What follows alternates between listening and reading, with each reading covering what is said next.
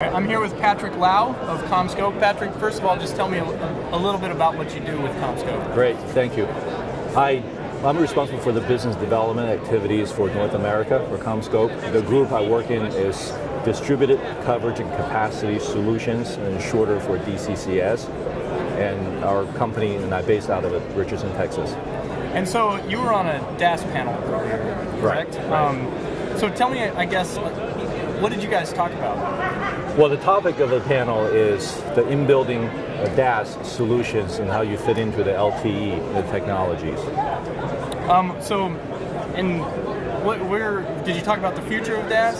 Sure, and I think DAS has come a long way, and certainly this is not a new acronym or is a new technology. DAS has been around since the late 1980s. It's been around for a long time, and really has become a mainstream since the last probably half a decade or so, and mainly is because very large the public venues, large capacity, and venues such as the airports and the sports venues, and for those large public venues. And I think for the future, what you're looking at is definitely, in short, is continue to grow. If you look at different various analyst reports and people they project, we have the data demand is going to be in the 30-40% increase annually for the next 5 or 10 years.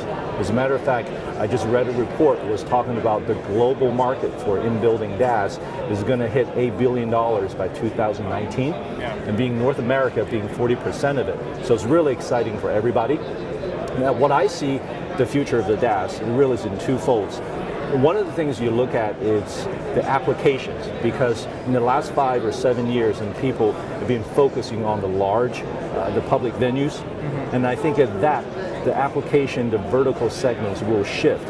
And I think the next tier of the vertical segments will become, people will focus on the hospitality, healthcare, higher education, and high rises, and some call it the 4 H's.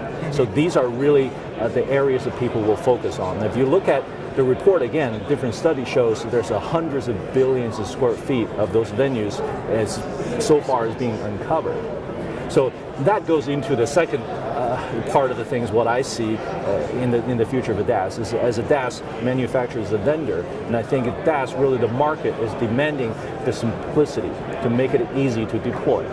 And I think right now, if you look at the current and legacy DAS, all the products out there, there's a different processes, whether it's connecting the cables between the modules or commissioning or optimization, and those are the processes by large is manually controlled. A lot of it is very time consuming and prone to error. The new generation of the DAS will solve that to make all these processes automated and adding intelligence to it. A lot of things that actually can give you the dynamic shifting the matrix for the carrier for the capacity shift. So it's a lot of exciting stuff. At the end of the day, I think we're looking for the equipment. You've got to be able to be simple enough to deploy and scalable enough and to grow, and to give the system flexible enough to change.